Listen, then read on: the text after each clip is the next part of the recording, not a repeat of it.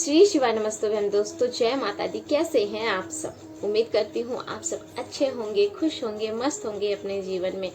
और अगर मस्त नहीं भी हैं तो बस अपने जीवन में छोटी छोटी सी चीज़ें अपनाएं, पूजा पाठ से जुड़ी हुई चीज़ें, पॉजिटिविटी से, सकारात्मकता से जुड़ी हुई चीज़ें और अपने जीवन को खुशनुमा बनाएं। हम माने या ना माने, ये छोटी छोटी उपाय जो हम करते हैं ना, इससे हमारे जीवन पे बहुत गहरा प्रभाव पड़ता है। और इसी प्रभाव को हम आगे बढ़ाने के लिए, इसी प्रभाव को और ज़्यादा अपने जीवन में लाने के लिए मैं आज आपको बताऊंगी एक छोटा सा उपाय, दो छोटे से उपाय जो करने हैं आपको विशेष दिन पे।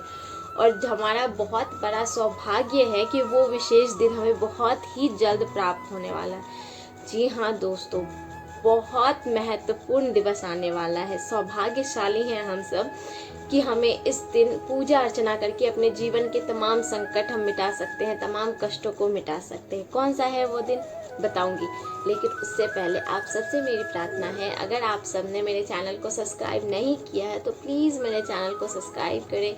वीडियो थोड़ी भी अच्छी लगे तो इसको लाइक करें, अपने दोस्तों के साथ, अपने परिवारजनों के साथ इसको शेयर करें। क्योंकि जब हम थोड़ी अच्छी चीज़ें किसी के साथ शेयर करते हैं और वो अपने जीवन में उन चीज़ों को अपनाते हैं और उनसे उनका लाभ पाते हैं, तो कहीं ना कहीं वो सकारात्मकता थोड़ी सी हमारे जीवन में अपने आप ही भगवान का आशीर्वाद समझ के, मतलब भगवान का आशीर्वाद करके हमारे जीवन में पुनः हमें मिल जाता है। ये हम माने या ना माने, हम अच्छी बुरी चीज़ें किसी के साथ बांटेंगे तो वो उसका प्रभाव हमारे जीवन पे बिन बोले ही पड़ेगा, और पड़ेगा ही, इसको कोई नहीं काट सकता। इसलिए मेरी वीडियो हो या किसी की भी वीडियो, आपको कोई भी वीडियो अगर अच्छी लगती है, जो लगता है कि हाँ दूसरे के जीवन में इससे मदद मिल सकती है, इस चीज़ को कर लेने से उसका कष्ट कम हो सकता है, तो उनके साथ अपनी वीडियो ज़रूर शेयर करें, ज़रूर उन्हें उस चीज़ की जानकारी दें, ताकि वो भी अपने जीवन में उन चीज़ों को लाके अपने जीवन में खुश रह सके, संतुष्ट रह सके। तो आज हम बहुत लंबी बातें नहीं करते हैं, आज हम आते हैं अपने मुख्य विषय पे कि आज आप कौन से दिन के बारे में बताने वाली हूँ। मैं आपको बताने वाली हूँ 28 अगस्त को पड़ने वाले सोमवार के बारे में। जी हाँ दोस्तों, 28 अगस्त 2023 को सावन का आखिरी सोमवार है, और तो और उस दिन पड़ रहे हैं 5 महाशुभ योग। जी हाँ, बिल्कुल सही सुना आपने, 5 महाशुभ योग। ऐसे योग बहुत वर्षों गुजर जाते हैं ना, तब भी ऐसे योग की प्राप्ति हमें नहीं होती है जो जिस योग की प्राप्ति इस बार सावन के महीने में हमें हो रही है। कौन से है वो योग? वो योग है, एक तो सबसे पहले तो सोमवार है, उस दिन सावन का सोमवार है, आखिरी सोमवार। पहला योग, उस दिन प्रदोष का व्रत है दोस्तों, और प्रदोष का व्रत हम सब जानते हैं महादेव को अति प्रिय है, अति प्रिय। अगर हमने अपने जीवन में प्रदोष का व्रत कर लिया ना, तो ये एक ऐसा व्रत है जिसका पुण्य मरने के बाद भी हमें काम आता है। मतलब जीवन को जीते जीते बहुत से ऐसे पुण्य हैं जो खर्च हो जाते हैं, क्योंकि हम जाने अनजाने सैकड़ों पाप करते रहते हैं, क्योंकि पाप तो अनजाने में होता रहता है। लेकिन पुण्य करने के लिए हमें सोचना पड़ता है, कुछ अच्छा करने के लिए हमें सोचना पड़ता है और हमें पुण्य करना पड़ता है, लेकिन पाप अपने आप ही हो जाता है। तो जो हम छोटे छोटे पुण्य करते हैं वो तो हमें इन पाप को काटने में सारे पुण्य हमारे खत्म हो जाते हैं। लेकिन प्रदोष का व्रत ऐसा है कि अगर आपने ये व्रत रख लिया ना, तो इस व्रत का प्रभाव इतना ज़्यादा है कि मृत्यु के पश्चात भी हमें इस व्रत का फल प्राप्त होता है। तो सबसे पहला योग तो आपने समझ लिया कौन सा शुभ योग है, प्रदोष का योग। दूसरा योग है आयुष्मान योग, तीसरा है सौभाग्य योग, चौथा है अस्वार्थक सिद्धि योग, और पांचवा है रवि योग। ये सब योग शुभता से भरे हुए हैं दोस्तों। आयुष्मान योग में जन्म लेने वाले व्यक्ति बहुत ही भाग्यवान होते हैं, उनके धन की कभी कमी नहीं होती, उनको दूसरे के ऊपर अपना प्रभाव बहुत जल्दी बना लेते हैं। सौभाग्य योग तो हर तरीके से सौभाग्य की प्राप्ति होती है, स्त्रियां अखंड सौभाग्य लेके पैदा होती है जो इस योग में पैदा होती है। जिनको सिद्धि योग मिल जाए तो बहुत सारे अच्छे दिन जब मिलते हैं ना, जैसे अच्छी तिथि हो, अच्छे वार हो, अच्छी मास हो, हर एक तरीके से शुभ योग से बनता है ये सिद्धि योग। जो इस योग में प्राप्त हो, जिसका भी जन्म इस योग में मतलब हो गया ना, इस योग में जिसका जन्म हो गया, उसका जीवन तो बगैर कुछ किए ही सार्थक होता है। लेकिन इन शुभ योगों में उन्हीं का जन्म होता है दोस्तों, जिन्होंने वैसे कर्म किए रहते हैं पिछले जन्म में। अब हमने तो पता नहीं है कि हमने पिछले जन्म में कौन से कर्म करे, अच्छे बुरे जो भी किए हो, लेकिन हम इस जन्म में तो अपने कर्म को अच्छा कर सकते हैं ना, अपने कर्म से अपनी किस्मत को बदल सकते हैं ना। तो बस यही करना है हमें। उस दिन हमें छोटे छोटे से काम करने हैं, जिससे हमारे जीवन के तमाम कष्ट कम हो सके, खत्म। तो देखिए, कर्म के अनुसार हमें फल मिलता है। अगर हमने बुरे कर्म करे हैं तो उसका फल हमें भुगतना ही पड़ेगा। लेकिन हाँ, अगर हम ये सारी चीज़ें अपने जीवन में अपनाते हैं तो जहाँ हमें 100% बुरे कर्मों का फल मिलता है, वहीं हमें उस 100% से 10% पे आ जाता है। 90% हमारे पुण्य के प्रभाव से उसका दुष्प्रभाव खत्म हो जाता है। तो सबसे पहले मैंने बता दिया 3 योग के बारे में, तो बता दिया आपको। प्रदोष योग, प्रदोष का व्रत है उस दिन।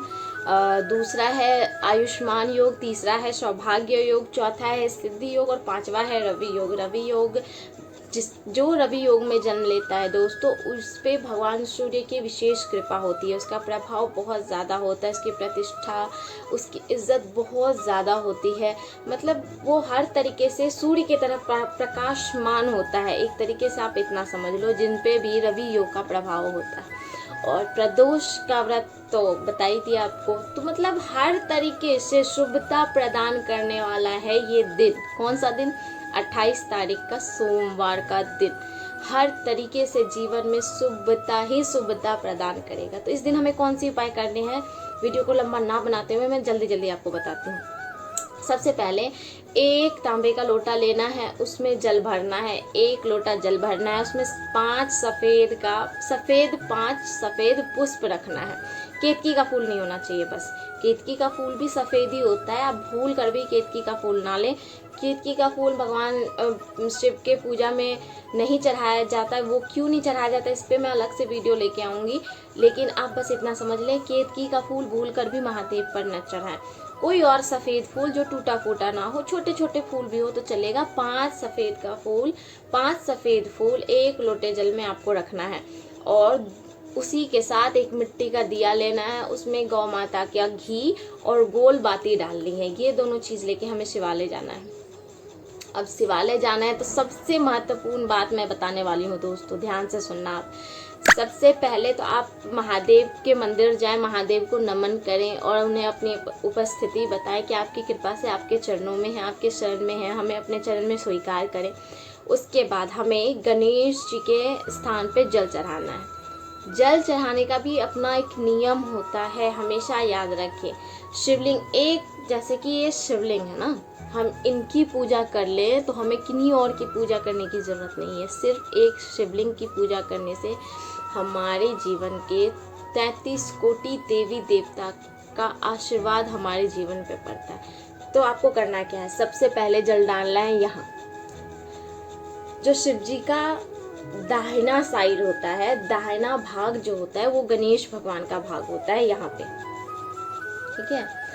दूसरा, उसके सीधा विपरीत कार्तिकेय जी के स्थान पे हमें जल चढ़ाना है। पहला गणपति जी के स्थान पे, दूसरा कार्तिकेय जी के स्थान पे, तीसरा यहाँ बीच में अशोक सुंदरी के स्थान पे जो शिव जी की पुत्री है। तीसरा बीच में अशोक सुंदरी जी के मैया के स्थान पे। चौथा चढ़ाना है आपको यहाँ माता रानी के हस्तकमल पे। और 5वां जो जल चढ़ाना है वो महादेव पर नहीं चढ़ाना। जी हाँ दोस्तों, आपको उस दिन महादेव पर, अगर आप इस उपाय को कर रहे हैं तो इस उपाय में आप महादेव पर जल ना चढ़ाएं। फिर आपको वो 5वां बचा हुआ थोड़ा सा जल कहाँ चढ़ाना है, आपको चढ़ाना है बेलपत्री के वृक्ष के नीचे। अब सबको पता है कि बेलपत्री का पत्ता भगवान शिव को कितना प्रिय है, और बेलपत्री के वृक्ष के नीचे साक्षात महादेव का वास होता है। बेलपत्री के वृक्ष में माँ लक्ष्मी का वास होता है, लेकिन उनके छत्र छाया में महादेव का वास होता है। अगर हम महादेव को खुश करना चाहते हैं ना, तो बेलपत्री के जल में भी अगर हम जल डालें तो हमें महादेव की विशेष कृपा प्राप्त होती है। तो पहला तो आपने समझ लिया गणेश जी के स्थान पे, दूसरा कार्तिकेय जी के स्थान पे, तीसरा अशोक सुंदरी जी के स्थान पे, चौथा माता रानी के स्थान पे, और पांचवा जो जल बचा है ना, उसको हमको चढ़ाना है बेलपत्री के जड़ में, महादेव को स्मरण में रख के, महादेव से प्रार्थना करते हुए। और वो जो जोत हम लेके गए हैं, जो दिया हम लेके गए हैं, उसको हमको जलाना है महादेव के मंदिर के चौखट के पास, अपने दाहिने साइड में, सीधे हाथ के साइड में, सीधे हाथ के साइड आप जोत जलाएं।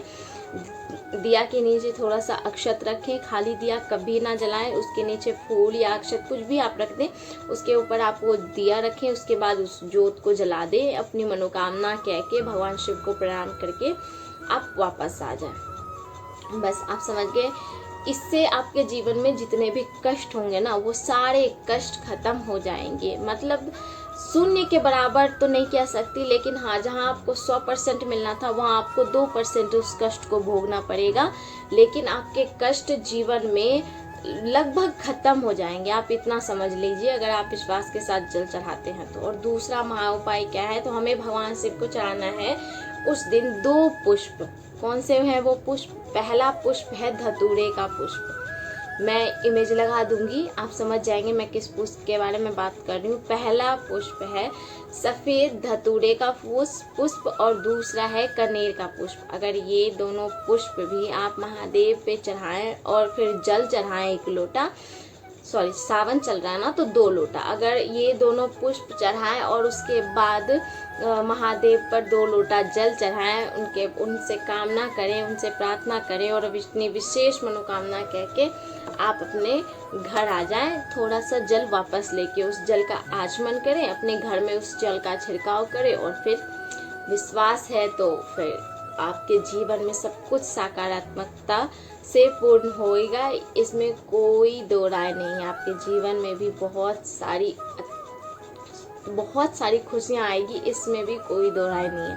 आप विश्वास के साथ, भगवान पे पूरी आस्था के साथ आप ये 2 काम करें, और भगवान पर विश्वास रख के जो आप कार्य कर रहे हैं ना, उस पर अपना विश्वास बिल्कुल अटूट रखें। अगर एक बार नहीं हुआ तो अगले प्रदोष पे भी आप सेम उपाय कर सकते हैं, लेकिन इस बार मैं आप लोगों को करने के लिए इसलिए कह रही हूँ क्योंकि इस बार 5 शुभ संयोग हैं, तो इस बार मनोकामना पूर्ण होने की संभावना बहुत ज़्यादा है। लेकिन फिर भी अगर कभी कुछ गलती हो जाती है, हमसे हमारी मनोकामना पूर्ण नहीं हो सकती, तो आप किसी भी प्रदोष, क्योंकि महीने में तो प्रदोष का व्रत आता ही है, तो आप किसी भी प्रदोष के दिन आप ये कार्य कर सकते हैं और अपनी मनोकामना को सिद्ध कर सकते हैं। तो बस अब इसी जानकारी के साथ मैं अपने वीडियो का अंत करती हूँ।